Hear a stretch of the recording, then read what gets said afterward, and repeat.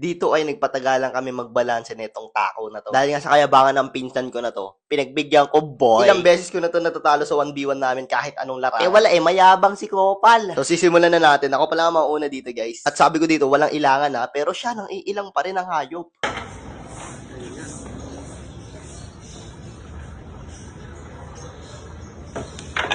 Ay na nga.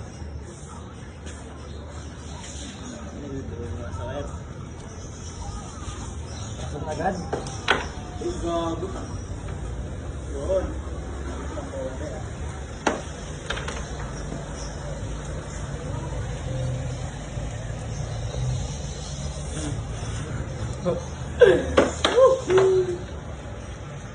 Lost God.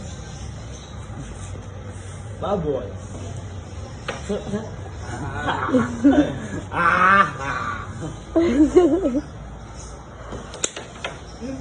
Uy! Gagi, mamaya pa to. Wala eh, mahaba kung may client, talo ka.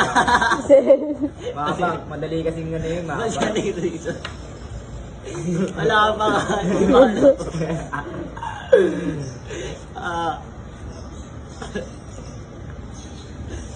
Oy! Nakatatag tayo ng 1 minute and 13 seconds. Halimaw. So, paano ba yan? Napakatagal nun. Pwede ka pa magsaing, boy. At dito, siya naman ang next. Tignan mo, nag-aalangan pa siya. At sabi ko, humanap ka ng pwesto na komportable ka para wala ka ng reason, boy. 1, 2.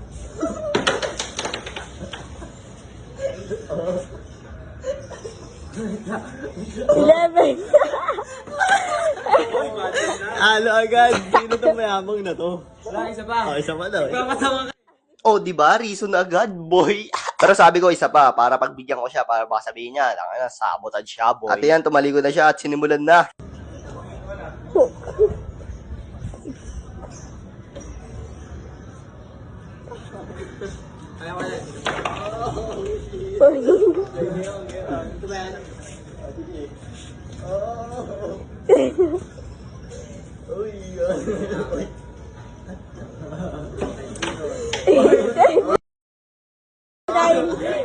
Nine. 29.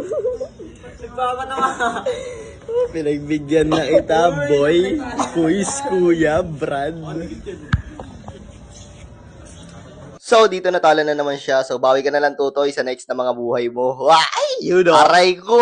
Ako yung tipo ng kuya na hindi ka papagbigyan, boy. Inabo, boy. Ay, pag pinagbigyan to, boy, hindi mo na mahuhubad yung damit nito sa sobrang laki ng ulo niya. Okay lang yan, tol. Bawi ka na lang sa susunod. Kung makakabawi, aray ko. Aray ko.